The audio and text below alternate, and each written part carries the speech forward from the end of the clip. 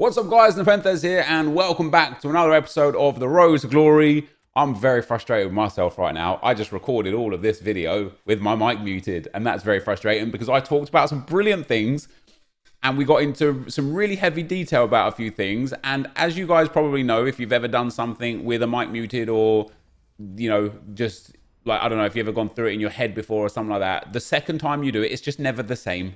It's just never the same. So first things first, guys, thank you for being here. Thank you for watching the series. I appreciate you guys being here. I hope you guys are enjoying the series. I am thoroughly enjoying the game right now. I'm good at, I hate the fact that I've just left my mic muted. I'm so frustrated, and it's happened a fair few times recently. First, one of the reasons why it happens is because on Streamlabs OBS, when I finish my stream, I mute my mic and turn the music up as the outro plays. And then in the morning, when I turn Streamlabs OBS back on again to record some face cam or some gameplay and stuff like that, if I don't remember to unmute the mic, that's it. It's game over.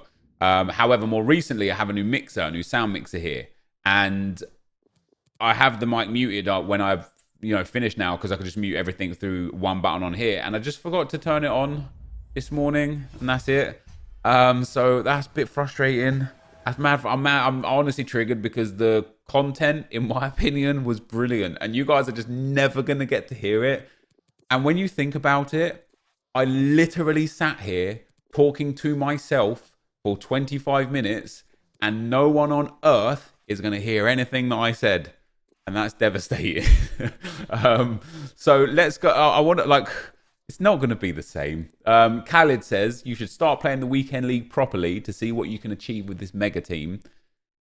Sammy says, it's actually insane how many coins you are making. And off the back of that, Sinan replies, it's actually insane how mind-numbingly boring the last 2 weeks of this series has been. And Madagod says, what is the point of having such a good team if you only play to 14 wins? And all three of these comments kind of, the response kind of relates to all of them.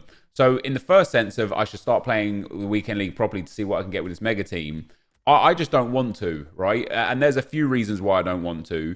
But more importantly, the reason why I don't want to is because the game just isn't fun. The gameplay is just not fun enough. It's so unbalanced, on the scoop shots, scoop volleys, El Tornado crosses, tall, strong attackers for headers, 4-2-3-1, one depth, drop back. It's just so boring. Yeah, it can be fun for a few games here or there, but once you just play against it so many times, it's just, I'm kind of like at a point where I'm like, why bother? What am I gaining out of it, right? And I know some people will say you don't have to play that way, and that's right. You don't have to play that way, but I want to give you guys an example, right? So Nick a few days ago had tweeted that he's going to play 4-3-3 false 9 no matter what. No matter how many losses he takes, no matter how frustrating it gets, because 4-3-3 false 9 is his favorite formation. Cruyff is his favorite, or one of his favorite all-time players, and he just put him into his team, and he just wants to play that way. And he was he made a genuine point of saying, I'm just going to try my best to just play through the crap and take the losses because this is how I want to enjoy FIFA. And you just can't. Within a few days, he'd changed away from the false 9 because it just doesn't work, And so on the one hand, you can either play this game your way and lose loads more games than you normally would. And for me, that is not enjoyable. There's no way on earth I'll be like, oh, let me play 30 games, but playing how I want to play, but only get probably 16 or 17 wins because I'm getting battered by every scrub that plays the meta. Or the alternative is playing to the meta and getting bored out of your brain because it's not football. And that's the truth. It's not football. Look at the goals that I've scored over the last 3-4 months.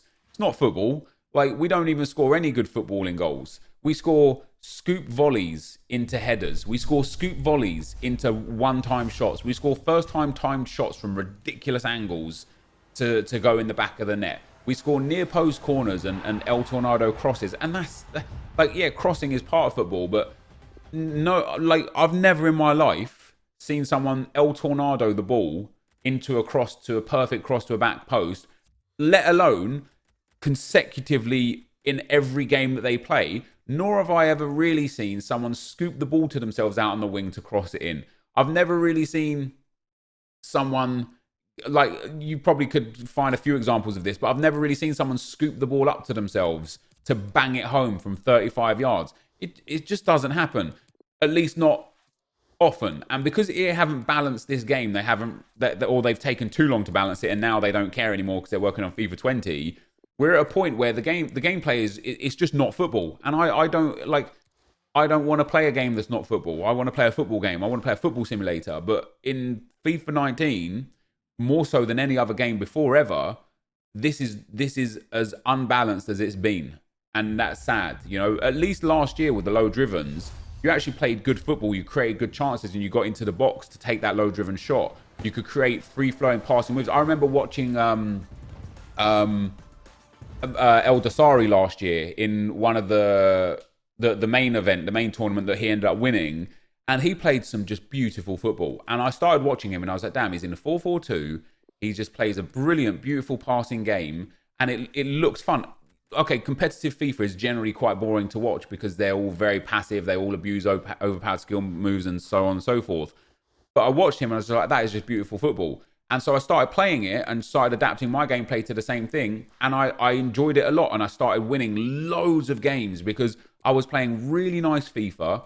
And we was also abusing some of the overpowered game mechanics. But it was fun and it was something different because I was in 4-4-2. Some people were hitting the 4-1-2-1-2 narrow. Some people were still in the 4-2-3-1. I think last year Skills abused the 4-2-3-1. I think this year he plays the 4-1-2-1-2.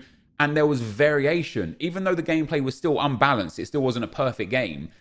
You could do different styles of play. This year, it just doesn't matter. If you try and play 4-4-2 and play a possession game, you're just screwed. You're screwing yourself. And so I don't want to play the game a lot because the game isn't fun to play a lot. It's an abuse of game mechanic systems, and I'm not interested in that necessarily. To discuss the next point of Sammy saying it's insane how many coins you're making, and Senan saying it's insane how mind-numbingly boring the last 2 weeks of this series have been. I'm not going to tell you what you should or shouldn't enjoy. If you don't find this series fun, brilliant. The fact that this has been mind-numbingly boring for you for 2 weeks and you still show up says a lot more about you than I think it does about the series. But as I say, I'm not here to tell you what you should or shouldn't enjoy. What I will just discuss, though, is the fact that over the last 2 weeks, I haven't played FIFA any less than before. We stopped playing Foot Champs in like Christmas in December. Since then, I've played one full weekend league. It was 3 weekends ago, and we hit Elite 3. The 2 weeks before that, I didn't play any Foot Champs, and the week before that, I played to 6 wins. So arguably, we're playing as much or more as ever, right? Playing to 14 wins. All we're doing is we're spending more time on the game through the menus than before. So you're not getting less content or different content. You're getting more. You're just getting more, right? And so if it's been boring for you for the last 2 weeks, I just feel like perhaps this just isn't the series for you, which is absolutely fair enough, right? But I personally am loving this game right now. I've not spent this much time on FIFA since the start of the game came out, and it's because this League SBC grind is just genuinely fun.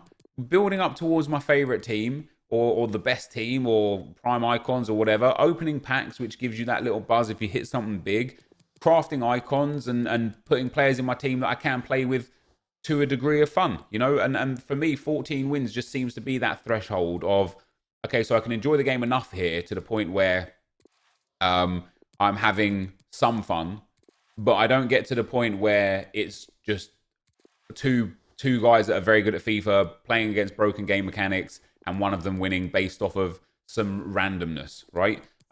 So that's where I'm at with that. And then finally, from Madder God, he says, what's the point of having such a good team if you're only playing to 14 wins?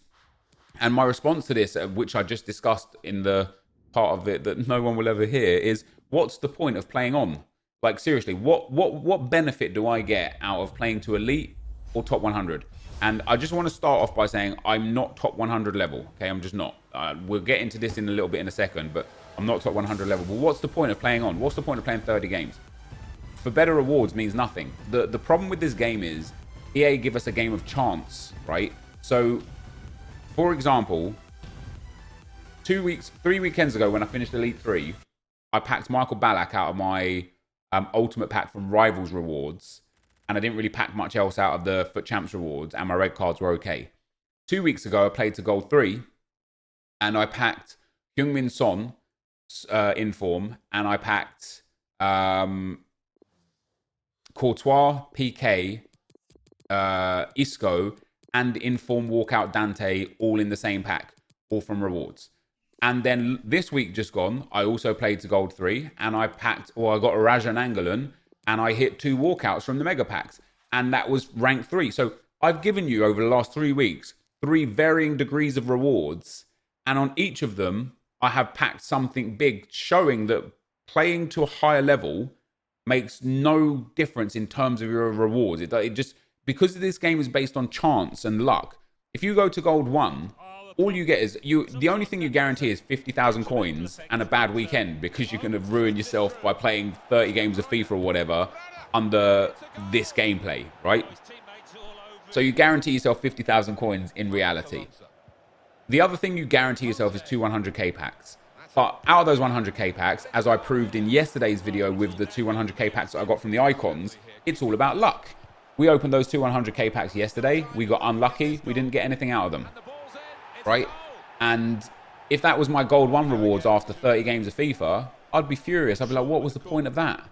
And so with the League SBC grind, I have unlimited packs. I could build 20 packs a day, 50 packs a day, depending on how much time I want to put in. And I'm still basing my chances on luck. And so I don't have to play through the game to get my chance of luck. I can play through the menus to get my chance of luck. And that's why a lot of people are engaged with this League SBC grind hype that's really come through right now. But what I will say is that's really sad. I want to be rewarded and I want to enjoy playing the game. But because the gameplay is as unbalanced as it's ever been, and because there's no real reward for playing higher levels, it's just a different chance of luck. I sit here and I think, what's the point? Genuinely, the only thing I would get from hitting elite or top 100, should I ever be good enough, is an ego boost, and that's it. And I don't care about that. I don't care about whether or not people care if I'm good enough or not.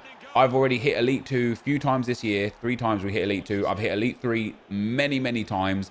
And I've hit Gold 1 like 2 times, I think, the first 2 weeks, and then maybe 1 week in between somewhere. I don't care to be better or play better than that unless there's a reason for it. And what I would love is for like right now we have this thing where playing in the menus, imagine this is 100% and this is 0%. Playing in the menus gives you this amount of opportunity to make coins and generate your best team. And playing the game is like down here at like 10%, other than the first few months where coins and cards and red picks are super important to you. Once you kind of get to that level of team where you've just got a decent team, you now don't even need to play the game anymore. You need to start playing the menus to make the coins. And it's really sad that we're kind of pushed in and forced toward the menus to make coins or spend money. And I don't want to spend money because spending time playing the game doesn't benefit you. And what I would like to see is I'd like to see a way where EA just reward you for playing the game. And I know we've talked about this a lot before, but one of the things I would like to see is an experience-based growth system. So who's this guy got? 87 Mbappe, right? I would like to be able to say he could take that 87 Mbappe and turn it into a 95 Mbappe through grinding throughout the year. And there's some counter arguments to that, say, oh, but that makes his informs worth less. Well, not really, because an 88 Mbappe, you can grind to a 96 version. And an 89 Mbappe, you can grind to a 97 version. And the only point in time where it stops being worth it is when you hit the players that have capped out stats. Because it would be irrelevant grinding a 94 Ronaldo to a 99 Ronaldo, because that, well, in EA's like regard, because then nobody would ever open packs for Team of the Year, because by the time Team of the Year comes, the true grinders that already bought Ronaldo will have high-end Ronaldos to the point where they need to not, pick up Team of the Year Ronaldos. But I would like to be able to take some players and be like, Danny Welbeck, 78 rated or whatever he is, and be like, look, if I play enough with this Danny Welbeck, he'll eventually become like a 90 rated, and then I can start building my Arsenal team and get my Arsenal team together and play with my Arsenal team so many games, because after every game, they're rewarded with their experience points, and that puts them into a better stance. So whether I win or lose, whether I draw, what rewards I get, it doesn't matter. I'm grinding said player up higher.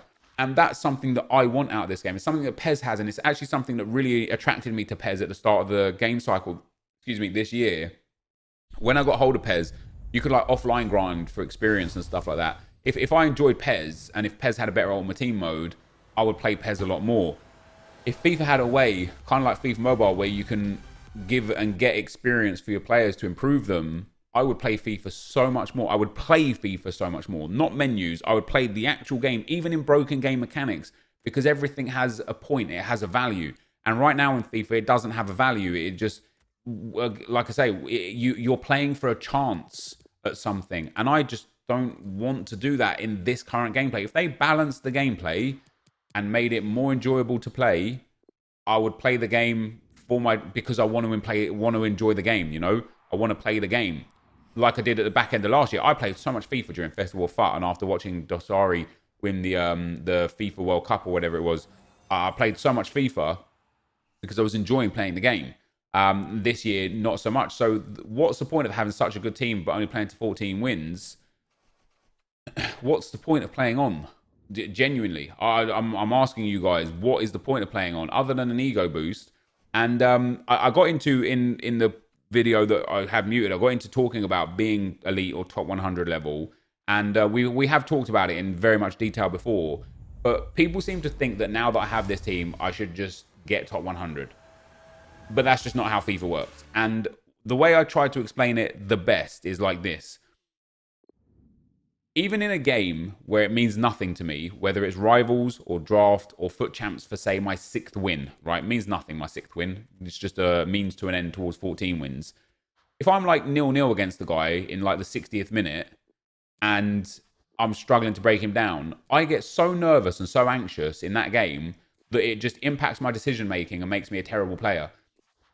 I get so nervous in games in general. If I'm 1-0 up with 10 minutes to go against a good player, I can feel my body just changing. I can feel the anxiety running through my veins, and it makes me make bad decisions and it makes me lose games. Now, those are in games that don't mean anything. Imagine I put myself into a position where I'm 25-1 and I've got a chance of top 100. I will be so nervous and so anxious through those games that there is no way I will be able to hold my nerve to win those games on one weekend league, right? What it would then take is it would take time and dedication playing hard in Division 1 to a really high elo and playing every game of weekend league to 30 games to get used to playing in those really intense games, to getting used to playing against those really good players and learning how to defend against the mechanics that I abuse so much because I don't really know how to defend them. If I come up against someone that knows how to El Tornado cross and knows how to first time shot on green and knows how to scoop volley, I struggle because I don't know how to defend those chances and those mechanics because I don't necessarily play people that have the ability to do those mechanics because I only played to 14 wins. So just having this great team isn't going to make me a great player. And going back to game 1 of today's video, if you just want to go back and look at the guy's team at about 10 minutes, he had a shocking team. And it was my first game of FUT Champs. And I saw that team and I thought, oh, he probably should have gone into FUT Rivals with this team instead of FUT Champs. But no, he went into FUT Champs on purpose. And he was a decent player. He did La Croquetas and El Tornados and scoop shots. He understood how to defend properly and how to attack properly. And it was a stressful game against a shocking team with my team. And I'm thinking to myself, man, if I'm struggling to beat this guy with this team, imagine if I came up against someone with even just a better team than him, who's as good as him. I would really struggle. And so getting to elite or top 100, for me to get there, and we have discussed this so many times before, for me to get there, I would need to play FIFA a lot at a high level, which I don't want to do because the game's just not enjoyable enough. And I would need to find a way to manage how I make decisions in the game when I'm nervous or anxious or frustrated, because you can see the switch in me. When I'm playing FIFA and I get frustrated, I just turn into just a terrible FIFA player. I start bringing my defenders out, I start making holes in my team, and it doesn't take a lot to get me to that level. And I think that's the same for a lot of you guys. I think a lot of you guys are actually good FIFA players that just struggle under the pressures of the game. And so there's just no reason for me, in my personal opinion, to play up past 14 wins. But the reason why I'm still building my ultimate team is because I have fun doing it. It should be about us playing for fun. And for me, building these packs and completing these League SBCs, it's like a puzzle. And I just enjoy it. I enjoy the aspect of learning new ways to kind of beat the system and saving coins here and there and getting really good packs for cheap and completing prime icons. And I'm going to end up with a completely stacked account by the end of the year, like an entirely new wave Road to Glory stacked account. Like I would argue, and the only person that can contest me right now is Nick's Road to Glory from this year as well. But I would argue that my Road to Glory account right now is the best anyone's ever seen on YouTube. The only reason why I think Nick's is better is because what a lot of people don't understand is because Nick has the team that he has because he stayed first owner. Nick has a lot more in his club. If Nick wanted to go liquid and buy players, he would have everything. He could easily go and buy Team of the Year Ronaldo, Team of the Year Neymar, Team of the Year Mbappe. He's already got Hullet and Prime Moments Cruyff. He's already got Team of the Year Kante. He could get it all. He could get everything. But he's sticking to the first owner, and fair play to him. But so yeah, I kind of think I don't like. I want to play the game for fun. And me as a FIFA lover, but I want to play football. I don't want to play scoop volleys and stuff. But you can't play. You have to play if you want wins. Like I get enjoyment out of winning. I hate losing. And so if I play not to the meta, I will lose more. I will hate it, and I will be like, well, I'm not enjoying this. I'm just going to go to 14 wins. So regardless of whether I play to the meta or not, I'm always going to end up stopping at 14 wins. Tanvir says, save for the left wing Ronaldo. And there was a few comments about like, where do I go with this team? So obviously, as you guys know, Team of the Year De Gea and Vieira are the next additions. After that, my team's in a weird spot because Mbappe is insane. Bale is like one of my favorite players, and that card is really, really strong. And Prime Henry will never get out of my team, and Team of the Year De Bruyne is insane. So my attack is pretty much complete. Once I get Vieira and I've got Team of the Year Kante, my midfield is pretty much complete. And so even though I want Ronaldo and I want Neymar as their best versions, I don't know how to actually put them into my team without sacrificing a player that I love. And I would rather play with Team of the Year Bale than Team of the Year Ronaldo, in spite of the fact that Ronaldo is better due to the fact that I just love Bale more. And so I don't know how to fit them in. The only thing I can do is start building, and I thought about this, talked about this in the video, is start building a second team. And start building a team where I've got Prime Moments Maldini and Icon Hullet and Team of the Year Ronaldo and God knows who else, and literally have two mega teams that I can rotate between, so I never have to buy fitnesses ever again, or use fitness cards, ever again. And in turn, that will just allow me to make more profit. I can put use to that Prime Best and that Prime Raul at the start and just build a second team. And again, ultimately, in the long term, it means kind of nothing, because it just means I'll be playing 7 games with each team, or maybe 10 games max with each team per week, instead of 15 or 16 games with one team. But that's where we're at. And then just something that I want to touch on for tomorrow's video, which is something I again talked about it. I'm really, really gutted with myself that other video was muted, because it was brilliant. Like, it was just really good conversation. Caleb says, Nep, what league SBC do you recommend to do first, regardless of the players from certain clubs?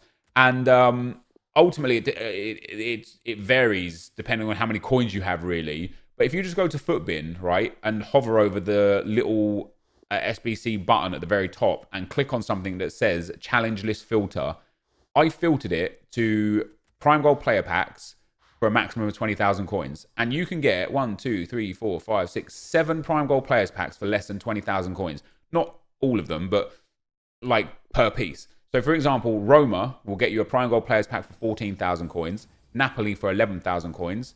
Besiktas for 8,000 coins. Chelsea 14k. Spurs 17k. Athletic Club 11k. And Valencia 13k. So you can get Prime Gold players packs for those. Now, Prime Gold players packs aren't necessarily the best things in the world. They could be hit and miss.